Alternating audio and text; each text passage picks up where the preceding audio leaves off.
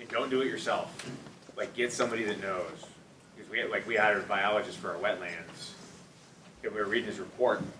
It's like there was a snag out there. What the hell's a snag? There's a picture. That's a pile of sticks. He goes, no, that's a snag. That's a habitat. Like, no, that's a pile of sticks, dude. Ryan pushed him there before, like, when he was out there the first time, because he was looking at something. He's like, yeah, well, now it's a habitat. Like,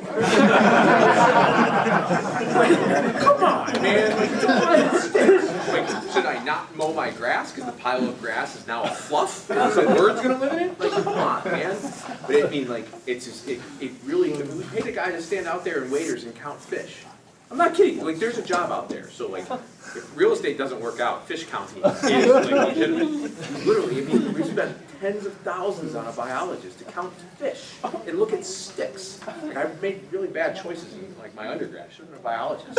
Like, but don't do this on your own. And that's what, you know, like Bob mentioned, like, bring team members in. Make sure you've got a good team behind you. And if you don't have the experience, don't not do it. Partner with a team that does have experience, and if you found something good, find a good team to get behind you, and partner and figure it out, and eventually you'll grow, and you'll be able to do it on your own.